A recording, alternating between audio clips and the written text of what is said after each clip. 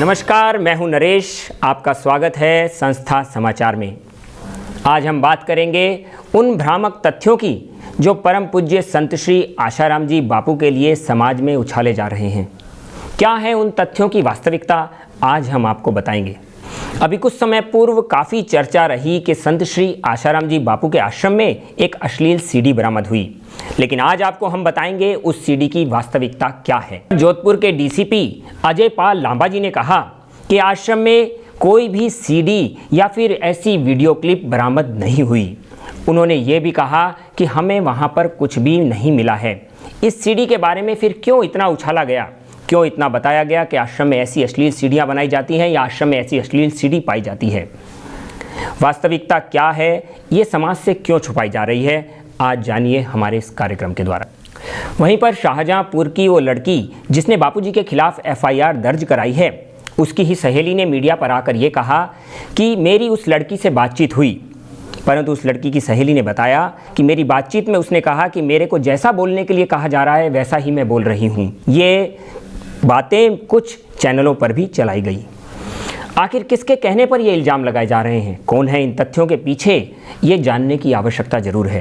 नेपाल के राजदूत श्री विष्णु हरि जी ने कहा कि पूज्य बापूजी के खिलाफ ये एक षड्यंत्र रचा जा रहा है। पूज्य बापूजी भारत की ही नहीं पूरे विश्व की धरोहर हैं, इसलिए समाज को उनकी रक्षा करनी चाहिए। और प्रसिद्ध न्यायविद श्री सुब्रमण्यम स्वामी जी ने भी कहा कि पूज्य बापूजी के खिलाफ ये षड्यंत्र किया जा रहा है। उन्होंने ये भी कहा कि मेरे कानूनी सलाहकारों का ये कहना है कि परम पूज्य संत श्री आशाराम जी बापू के विरुद्ध ये केस पूरी तरह बोगस है। आशाराम जी बापू को फंसाने का प्रयत्न किया जा रहा है। मासूम लोगों से धर्म के नाम पर ठगी करने वाला और दवा के नाम पर गरीब असहायों को लूटने वाला अमृत प्रजापति, क्या है इस ठग की वास्तविकता, हम आपको बताएंगे। अपने दुष्कर्मों के कारण ये आश्रम से निकाला गया था। ये आदमी गरीब असहाय लोगों को दवा के नाम पर लूटता था और इसने कुछ चैनलों पर आकर बापूजी के विषय में बहुत ही घृणित और असभ्य शब्दों का प्रयोग किया। इसी प्रजापति द्वारा ये इल्जाम लगाया गया था कि पंचेड़ आश्रम में अफीम उगाई जाती है, परंतु जब पुलिस ने वहां पर जांच की तो इस प्रकार के कोई भी तथ्य नहीं पाए गए। पुलिस ने कहा कि पंचेड़ आश्रम में कभी अफीम उगाई ही नहीं थी। वास्तविकता में सच्चाई क्या थी, हम आपको बताते हैं। इसने एक और भी इल्जाम लगाया था कि परम पूज्य संत श्री आशाराम जी बापू अफीम का सेवन करते हैं, जबकि उनकी मेडिकल टेस्ट रिपोर्ट में भी अफीम का कहीं भी कोई उल्लेख नहीं आया है। वहीं प्रजापति द्वारा ये इल्जाम लगाया गया था कि महिला आश्रम में तथा आश्रम में आने वाली जो भी बहनें हैं उनका बापूजी के साथ गलत संबंध है।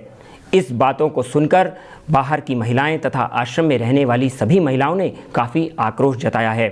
यहाँ तक कि अमृत प्रजापति के खिलाफ नोटिस भी जारी कर दिए गए हैं और पुलिस में रिपोर्ट भी दर्ज कराई गई है। क्यों उसने ऐसे घिनौने इल्जाम लगाकर आश्रम को बदनाम करने का प्रयत्न किया? महिलाओं का कहना था कि ऐसे घृणित शब्दों का उपयोग करके अमृत प्रजापति सिद्ध क्या करना चाहता था। पर हम आपको बता दें कि इस इल्जाम से केवल महिला आश्रम की ही नहीं, बाहर के भी महिला वर्ग काफ़ी नाराज हैं। ये अमृत प्रजापति बारंबार ऐसे घृणित शब्दों का उपयोग करके महिलाओं का बहुत अपमान कर रहा है, ऐसा महिला संगठनों का कहना है। अमृत प्रजापति के इस बयान के सामने आने के बाद से महिला संगठनों ने इसका जमकर विरोध जताया है। उन्होंने कहा है कि ऐसे इल्जाम अमृत प्रजापति ने किस आधार पर लगाए। वहीं पर लगातार मीडिया में ये खबरें आ रही थी कि संत आशाराम जी बापू फरार हैं, जबकि वो कानून व्यवस्था को पूर्ण रूपेण सहयोग दे रहे थे। वे फरार नहीं थे। भोपाल आश्रम में अकस्मातिक निधन उनके जो सेवक का हुआ था, उसी में वो श्रद्धांजलि देने के लिए गए थे। उनके प्रिय सेवक और समधी श्री देव कृष्णानी जी भोपाल आश्रम में अकस्मातिक मृत्यु को प्राप्त हुए थे। वे वहां पर उन्हें श्रद्धांजलि दे रहे थे। उन्होंने कानून व्यवस्था का कभी उल्लंघन किया ही नहीं। और ये भ्रामक समाचार लगातार मीडिया में प्रसारित किया जा रहा था कि पूज्य बापूजी के साथ समर्थन में कोई नहीं आ रहा। परंतु वास्तविकता ये थी कि परम पूज्य संत श्री आशाराम जी बापू के साथ कई हिंदू संगठन और कई समाजसेवी संस्थाएं तथा साधकों द्वारा कानून व्यवस्था को सहयोग देते हुए कई मौन रैलियां, धरने, प्रदर्शन लाखों करोड़ों लोगों द्वारा किए जा रहे थे। New York, London, Boston, America, Delhi, Mumbai, Kolkata, Maharashtra, Bhopal, Bhubaneswar, Latur, Bareilly, Jamshedpur आदि के भी कई संस्थानों द्वारा कई जगहों पर धरने प्रदर्शन किए जा रहे थे। पूरे देश भर में ही नहीं, पूरे विश्व भर से ऐसे लोगों द्वारा समर्थन पूज्य बापूजी को प्राप्त हो रहा था। समय अभाव के कारण हम आपको पूरे लोगों के नाम यहाँ पर नहीं बता पा रहे हैं। काफ़ी राज्यों में तथा पूरे विश्व भर से कई लोगों ने बापूजी के समर्थन में धरने प्रदर्शन किए, मौन रैलियाँ निकाली और पूज्य बापूजी को पूर्ण रूपेण समर्थन दिया था।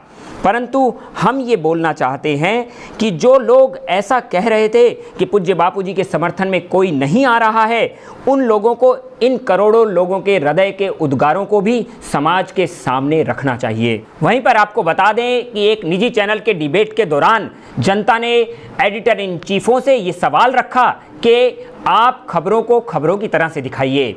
आप वो दिखाते हैं जो आप दिखाना चाहते हैं, आप वो क्यों नहीं दिखाते जो सही तथ्य हैं।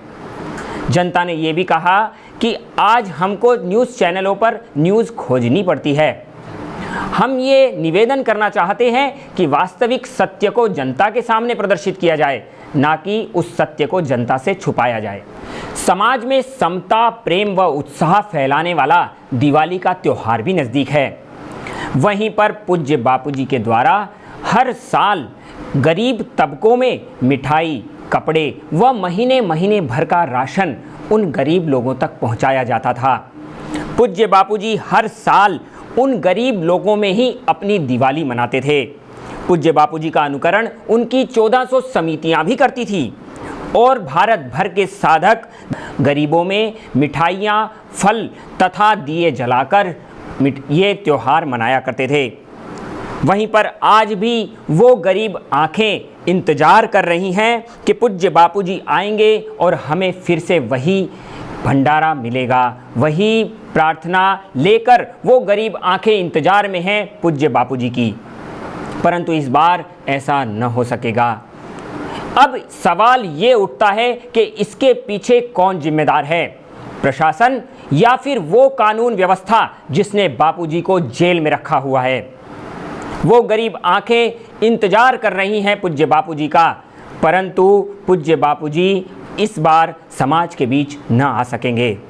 पूज्य बापूजी ने जेल से ही अपने साधकों के लिए ये संदेश भेजा कि सभी साधक धैर्य बनाए रखें और पिछली बार की तरह ही हर बार जिस प्रकार दिवाली मनाते थे उसी प्रकार इस बार भी दिवाली मनाएं।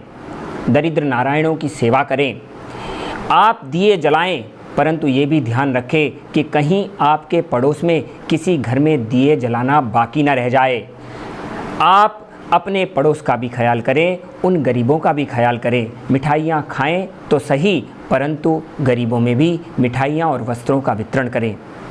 पूज्य बापूजी ने जेल से ही अपने सभी साधकों के लिए ये धैर्य रखने का संदेश भेजा और पूज्य बापूजी ने ये भी कहा कि धैर्य रखें, सबका मंगल सबका भला। मैं मंगलमय चैनल के इस संस्था समाचार कार्यक्रम से जुड़े दर्शकों से ये निवेदन करना चाहूँगा कि आप खबरों को तटस्थता से देखें। जब आप निष्पक्ष होकर इन खबरों को देखेंगे तो सच्चाई स्वयं आपके सामने आ जाएगी। खबरों से जुड़ी सच्चाई जानने के लिए जुड़े रहें हमारे साथ संस्था समाचार कार्यक्रम में। नमस्कार।